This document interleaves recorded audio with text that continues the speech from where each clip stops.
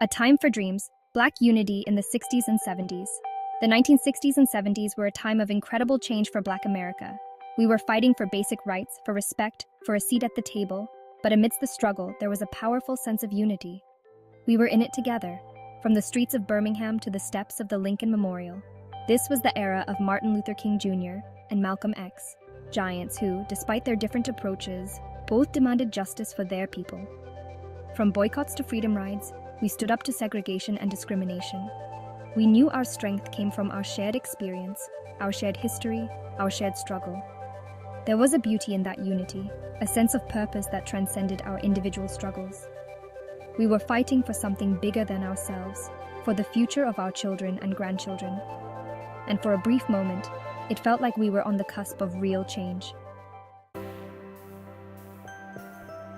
Symbols of strength, from afros to Black Panthers. Our unity wasn't just in our actions, it was in our very appearance. The afro hairstyle became a powerful symbol of Black pride. No longer were we trying to conform to white standards of beauty. We let our hair grow naturally, a bold statement of self-acceptance and defiance. Then there was the Black Panther Party, often misunderstood but undeniably impactful. They patrolled the streets, protected their communities, and provided essential services that the government neglected. They were a symbol of Black power, a reminder that we would no longer be ignored or intimidated. Black soldiers, returning from Vietnam, found themselves in a country still grappling with racial inequality. They too became symbols of strength and resilience, their service a testament to their commitment to a nation that didn't always treat them equally. These symbols, from hairstyles to political movements, reflected a profound shift in the Black consciousness. We were done asking for a place at the table. We were building our own table. The fire. This time, riots and the call for change. But the path to equality was never going to be easy. Frustration and anger, simmering for generations, boiled over in cities across America. Riots erupted, fueled by years of oppression, poverty, and police brutality. Buildings burned, businesses were looted, and the nation watched in shock and fear. These riots, while destructive, were a desperate cry for help, a visceral reaction to a system that seemed rigged against us. They were a sign that the peaceful protests, the sit-ins, and the speeches weren't enough. Black America was demanding to be heard, and the response was often violence and repression. Yet even in the midst of the chaos, there was a sense of hope. The riots forced America to confront the realities of racism and inequality. They sparked a national conversation about race relations, a conversation that continues to this day. Section 4, A Generation Lost. Crack, Gangs, and the Ghetto.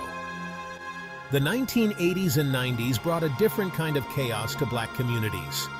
The crack epidemic ravaged our neighborhoods, tearing families apart and leaving a trail of addiction and despair in its wake. Gangs proliferated, offering a sense of belonging and protection in a world that seemed to have abandoned us. The inner cities, once vibrant hubs of Black culture and commerce, transformed into battlegrounds. Housing projects, intended to provide safe and affordable housing, became synonymous with poverty, crime, and neglect. The unity and hope of the civil rights era felt like a distant memory. We were fighting amongst ourselves, trapped in a cycle of violence and despair that seemed impossible to escape. A generation of young Black men and women were lost to drugs, prison, and violence. This was the era of mass incarceration, of racial profiling, of the war on drugs that felt more like a war on Black communities. We were stereotyped as criminals, gangbangers, and drug addicts. Our voices were silenced, our stories ignored. Section 5, Turning on Our Own. The tragedy of Black-on-Black crime. One of the most painful legacies of this era was the rise of Black-on-Black crime. We were killing each other at alarming rates, victims of a system that had failed to protect us and a cycle of violence that seemed impossible to break. It was a complex issue, fueled by poverty, lack of opportunity, and the easy availability of guns. But it was also a symptom of a deeper wound, a sense of hopelessness and despair that had taken root in our communities.